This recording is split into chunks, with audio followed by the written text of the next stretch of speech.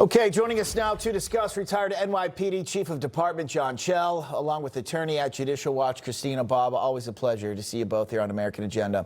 Christina, I'm going to start with you on this one. So this new evidence, okay, an eyewitness, career park employee says they saw it and there was ripping. President Trump wants Jeanine Pirro to use that. And when she first came out, she too said, well, we got witnesses and we're going to use it. The evidence is going to be indisputable. So what is exactly going on?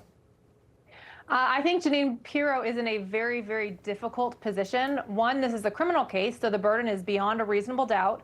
It couldn't be because of the construction. It has to be beyond a reasonable doubt that this was vandalism. Then the bigger challenge is this is Washington, D.C.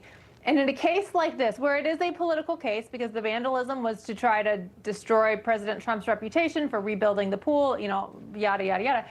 I feel like she could have him on video saying, I am about to do this, have him on video doing it, and they still wouldn't get a conviction because it's Washington, D.C. I honestly don't even know that they could get an indictment here.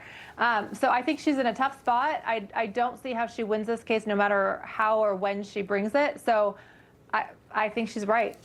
Chief Chell, for you having been in New York City for a long time, there's certainly quite a bit of vandalism that goes on here in the Big Apple. What types of behavior do you look for? What type of evidence do you look for? I'm not talking about like a very obvious graffiti mark or something, but maybe on a landmark building or something that looks like it may have been tampered with, but you can't quite prove it. What do you look for?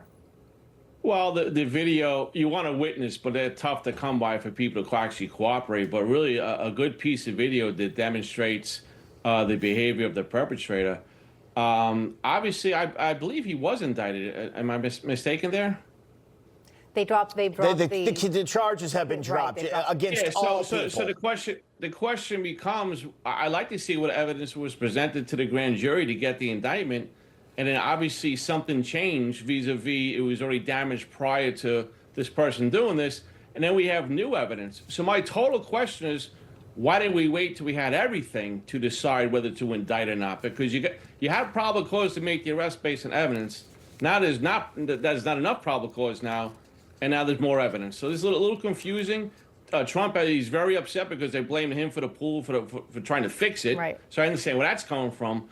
But a district attorney or a U.S. attorney, I'm confused at what's going on, to be honest with you. Well, so, Christina, so what do you think Jeanine Pirro should do? Now, she's getting pressure from her boss, who happens to be the president of the United States, okay? And he believes, according to him, that there was, in fact, vandalism there. So what do you think she should do? Like I said, I think she's in a really tough spot. I think John's point is well taken. We don't know exactly what's going on behind the scenes with the evidence. I think she would have a very hard time prosecuting this case in Washington, D.C. Even if she had everything she needed beyond a reasonable doubt. It wasn't a mixed cause, meaning some of it was vandalism and some of it was due to the way the pool was constructed.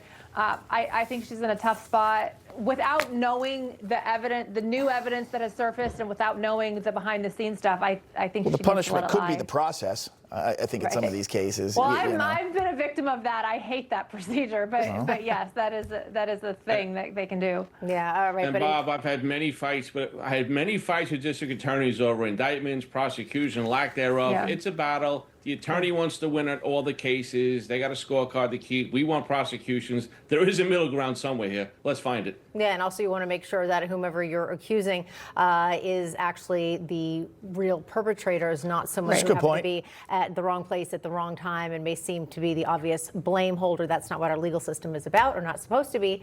Christina, you know that too, as you do. Chief Chell, thank you so much for joining us. Thank you. Guys.